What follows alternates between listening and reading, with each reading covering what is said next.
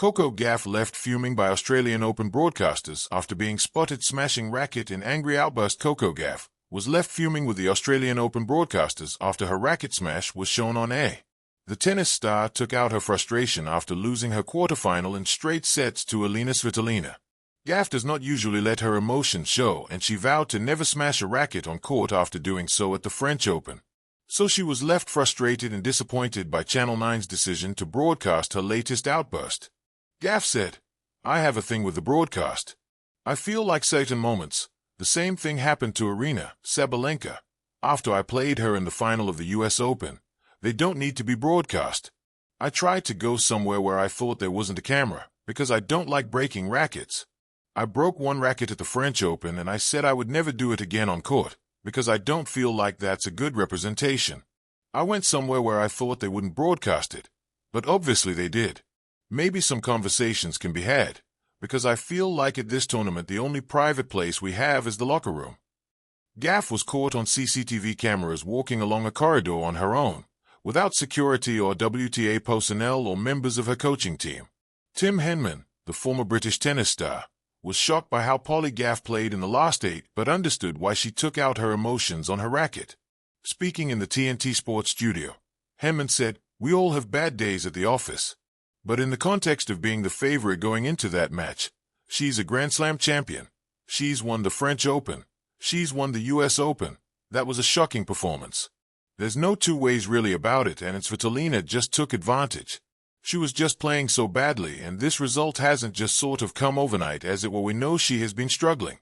There's so much focus of attention on her, and I think we all sympathize with Coco because she's such a great competitor. She's such a good player. She had 3 winners, 26 unforced errors in the match, and it's impossible to compete really at any level like that. So, it was hardly surprising to see her frustration at the end.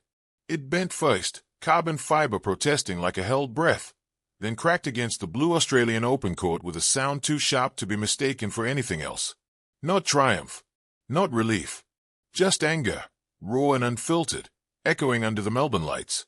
Coco Gauff knew the sound the instant it happened. She also knew the cameras would love it. Somewhere high above Rod Laver Arena, a red light blinked. A broadcaster's monitor zoomed in. A producer leaned forward. And just like that, a private moment, one that should have lived and died between athlete and court, became a spectacle. By the time Coco straightened up, jaw tight, eyes blazing, the damage was already done. Not to the racket, to the narrative, the weight of watching eyes. Tennis is a lonely sport. You stand alone on the baseline, no teammates to hide behind, no clock to blame, no huddle to regroup. Every mistake is yours. Every triumph, too. But the mistakes linger longer, especially when the cameras decide they are worth replaying.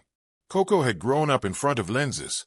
From prodigy to champion, she had learned how to smile after losses, how to thank crowds when her heart was sinking, how to answer questions that began with "What went wrong today?" But anger was trickier. Anger wasn't polite. Anger didn't fit neatly into highlight packages, unless it was slowed down, zoomed in, looped again and again. The broadcasters knew that. So when Coco's racket met the court, they didn't look away. They leaned in. A moment that wasn't supposed to be shared. Athletes are allowed to feel things. That's the unspoken truth everyone agrees on, right up until those feelings are inconvenient. The outburst lasted seconds. Seconds of frustration built from missed points, shifting momentum, and the suffocating expectation that comes with being both young and great. Seconds that should have dissolved into sweat and silence. Instead, they were preserved. On screens across the world, Coco Gauff was no longer a Grand Slam champion or a 19-year-old carrying impossible expectations. She was fuming. She was losing control. She was melting down. Words came quickly. Context did not. The double standard nobody names. When male players smash rackets, it's passion, fire, competitive edge. When Coco did it, it became a storyline. Commentators dissected her body language. Analysts speculated about her mental state. Social media, ever eager, split into camps. Those who defended her humanity and those who demanded composure as payment for greatness. What rarely got mentioned was the pressure. Constant, relentless, invisible. The pressure of being young and expected to be perfect. The pressure of being black and knowing anger is rarely interpreted generously. The pressure of knowing that every slip, every crack, will be broadcast in high definition. Coco felt it all, even as she walked back to the baseline, even as she forced her breathing to slow. She didn't look at the broken racket again. She didn't need to. Anger as proof of caring. What the cameras didn't show was what came after. They didn't show the way Coco reset, the way she steadied herself, the way she kept fighting. Anger, for her, was never about entitlement. It was about belief. About knowing she could be better than the moment allowed. About refusing to be numb. But anger doesn't translate well through a broadcast lens. It becomes something else, something easier to judge. So the broadcasters replayed the smash. Again. And again. Slow motion. Different angles. A moment stretched thin until it lost its truth. Who gets to be human? Later, in the quiet that follows a match, Coco would sit with the feeling. Not the anger itself, that had already passed, but the awareness of how it had been consumed.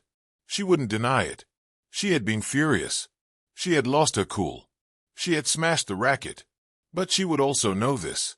The moment didn't define her. Greatness isn't the absence of emotion. It's learning to live with it, to channel it, to survive the way the world reacts when it spills out. Coco Gauff had done that her whole life. The camera finally looks away. By the next day, the headlines would move on. They always do. Another match. Another moment. Another athlete caught in the unguarded space between expectation and reality. But somewhere in the archives of the Australian Open broadcast, the clip would remain. A racket meeting the court. A young champion fuming.